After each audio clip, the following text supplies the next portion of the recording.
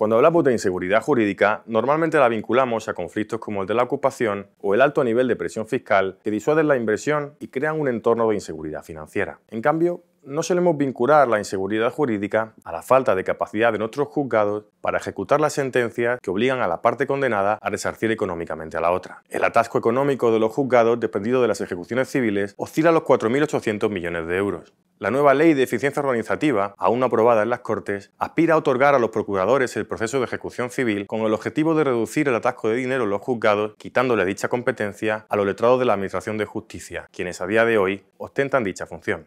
Letrados de la Administración de Justicia, sindicatos y distintas asociaciones de jueces se oponen en redondo a esta ley, como es lógico, mientras las instituciones siguen sin darle verdadera importancia a la dotación presupuestaria de la Administración de Justicia, fundamento del Estado y depositaria real de la estabilidad civil de la nación.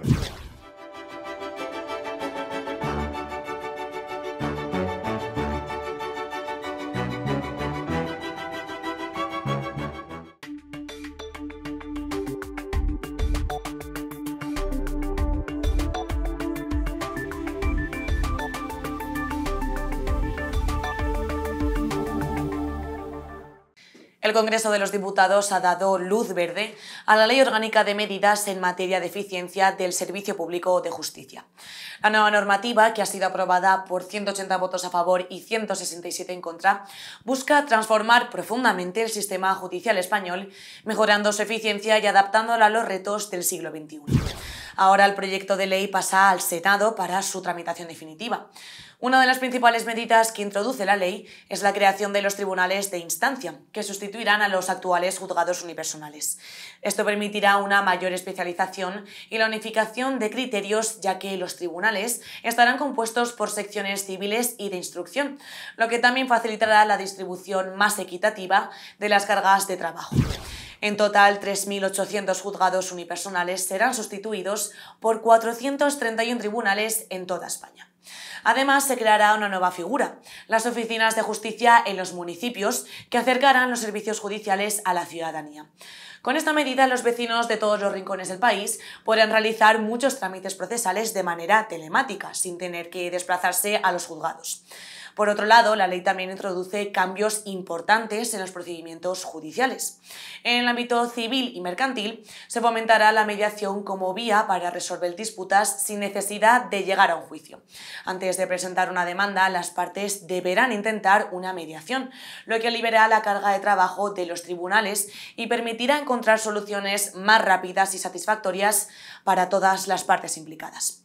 El Ministerio de Justicia resalta que esta reforma es un paso clave para cumplir con los compromisos adquiridos por España con la Comisión Europea en el marco del Plan de Recuperación. El objetivo es garantizar un acceso más eficiente y justo a la justicia, mejorando los recursos y la digitalización del sistema. La ley ha sido aprobada en el Congreso y ahora queda por ver qué ajustes podrían hacerse en el Senado. El Tribunal Supremo ha confirmado la condena a Vodafone por interrumpir injustificadamente el servicio de 35 líneas telefónicas contratadas por una empresa. La compañía deberá indemnizar con más de 238.000 euros a la afectada tras desestimarse el recurso interpuesto por el operador. Los hechos se remontan a 2011, cuando Vodafone cortó sin previo aviso el servicio de telefonía que la empresa había contratado, dejándola sin comunicación y sin respuesta a sus reclamaciones. Ante esta situación, la empresa recurrió primero a la Secretaría del Estado de Telecomunicaciones, que le dio la razón, y luego llevó el caso a los tribunales, donde obtuvo un fallo favorable. El Supremo concluye que Vodafone incumplió con sus obligaciones contractuales al no restablecer el servicio ni indemnizar voluntariamente a su cliente.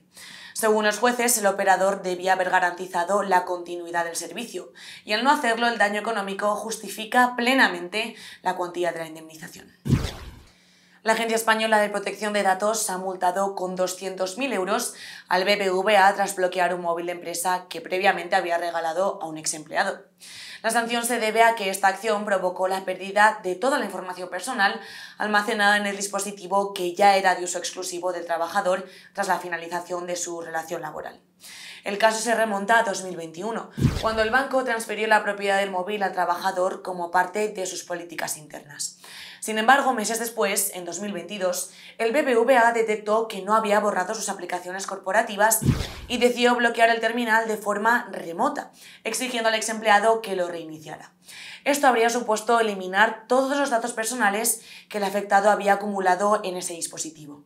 El ex empleado denunció el caso ante la Agencia de Protección de Datos, que ha considerado que el BBVA vulneró la normativa al no respetar la privacidad de los datos personales del usuario, sobrepasando los límites de su derecho a gestionar el terminal.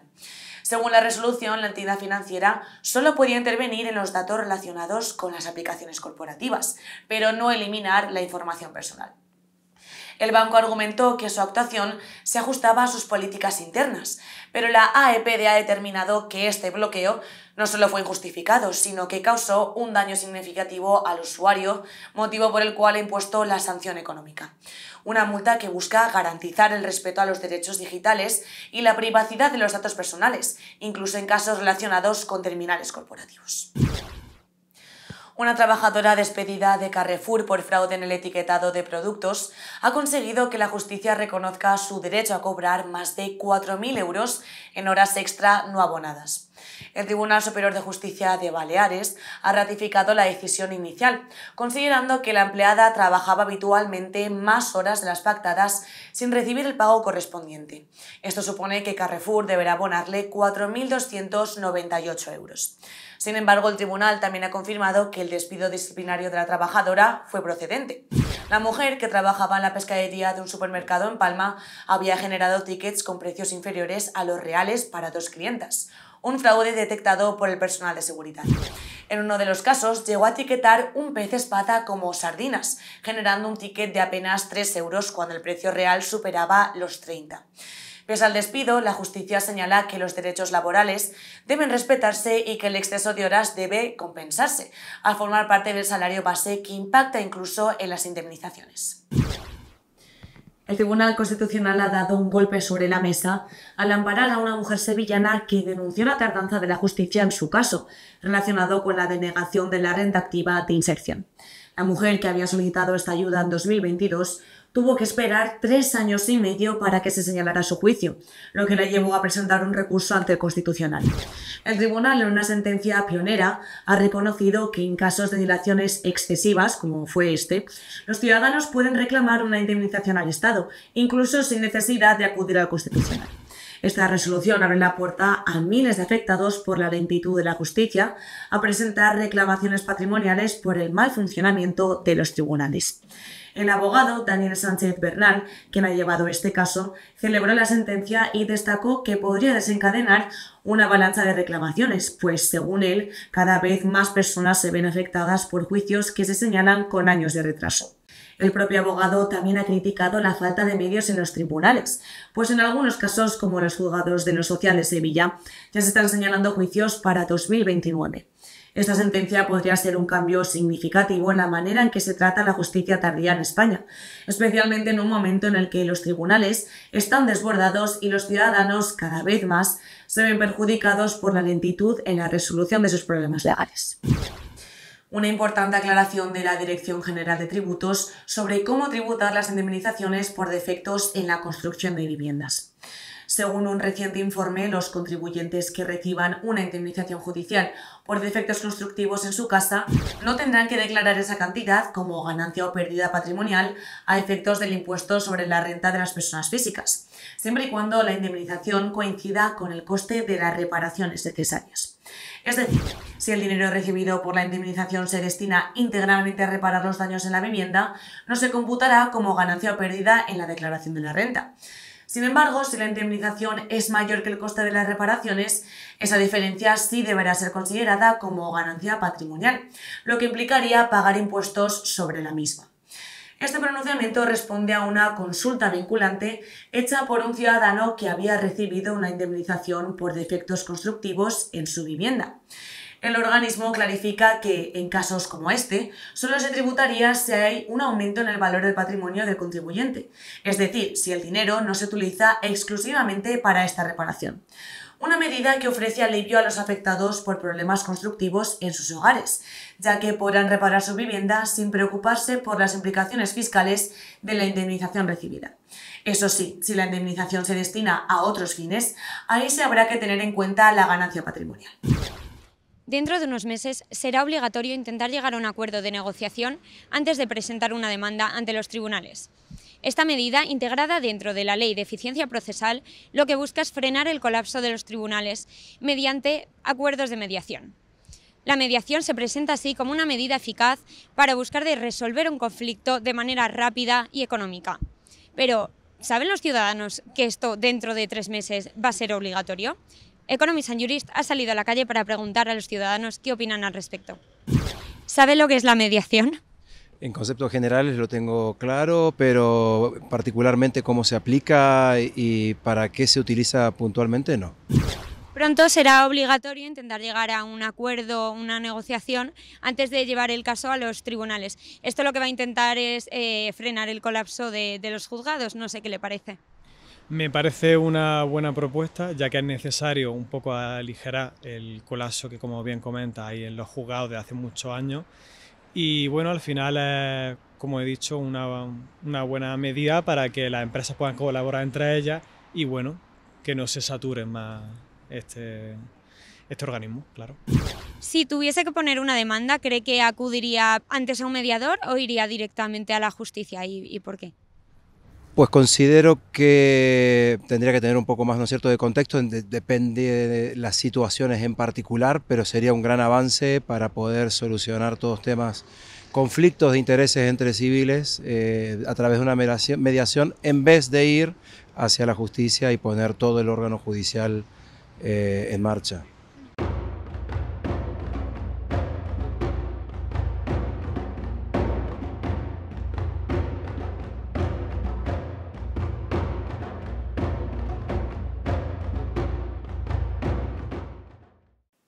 Bienvenidos una semana más al juicio. Buenos días, Sara. En esta ocasión el SUBE se lo lleva la magistrada del Tribunal Constitucional María Luisa Segoviano, quien ha sido premiada por su gran trayectoria profesional con la mayor distinción que otorga el Consejo General de Graduados Sociales de España, la Gran Cruz de la Justicia Social. Esta jurista, experta en Derecho Laboral y temas relacionados con lo social, fue la primera mujer en presidir una sala del Tribunal Supremo. Concretamente, en noviembre de 2020 fue cuando asumió la presidencia de la Sala Cuarta del Alto Tribunal y posteriormente, en el año 2022, Segoviano dejó de ser magistrada del Supremo para pasar a serlo en el Tribunal Constitucional, tras ser elegida por unanimidad por el Pleno del Consejo General del Poder Judicial para ocupar este cargo. Cabe recordar que la magistrada, María Luisa Segoviano, ha dictaminado sentencias de gran relevancia y que han sido claves para implementar la igualdad de género. Por mencionar alguna de ellas, el fallo judicial que exigía un canon reforzado de justificación para despedir a una mujer embarazada y con reducción de jornada por cuidado de menores. El baja de esta semana se lo lleva la ministra de Sanidad, Mónica García, quien ha anunciado que en tan solo 9 meses quiere incorporar al 1.000.000 de funcionarios de Muface al Sistema Nacional de Salud. Una medida que suena más a un capricho ideológico que a una decisión planificada y que podría poner en jaque a la sanidad pública. Aunque desde el Ministerio aseguran que el impacto será mínimo, lo cierto es que comunidades como Extremadura o Andalucía, ya con sistemas tensionados, tendrían que absorber un aumento de más del 3% de pacientes. Además, hablamos de un sistema sanitario público que arrastra listas de espera interminables, falta de personal y recursos limitados. ¿De verdad cree la ministra que la sanidad pública puede asumir este cambio sin empeorar aún más la calidad de la atención? Lo dudo mucho.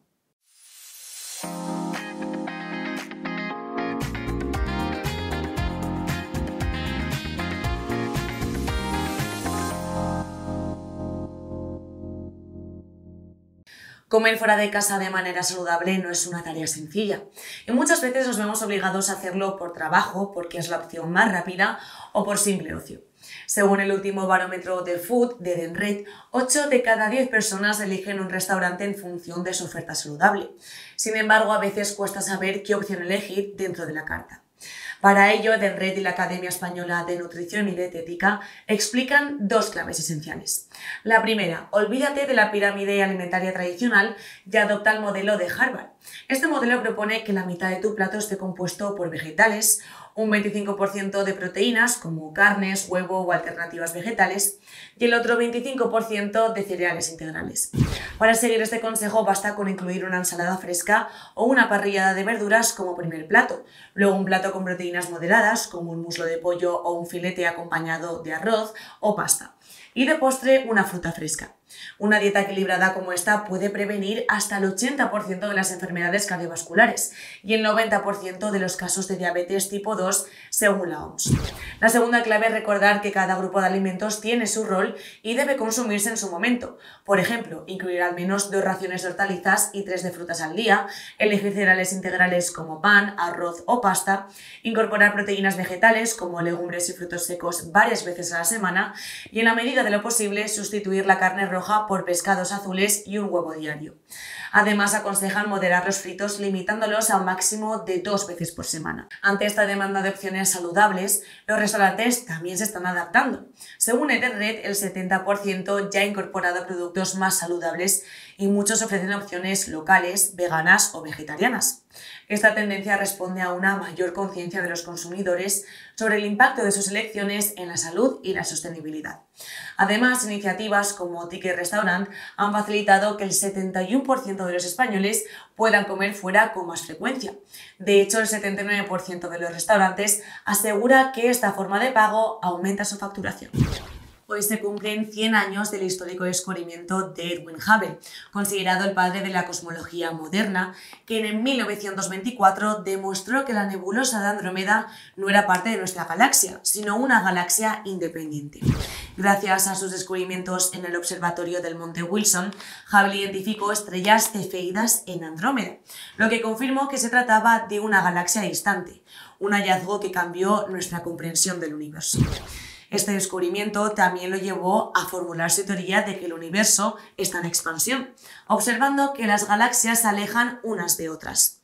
Esta idea sentó las bases para la teoría del Big Bang, revolucionando la astronomía y marcando un hito en la historia científica. Hoy recordamos este logro, que sigue siendo fundamental para entender el cosmos y el origen del universo. Muchas gracias por acompañarnos. Nos vemos el sábado que viene con más noticias. Esto es Economist & Juris, la Casa del Derecho. Buen fin de semana.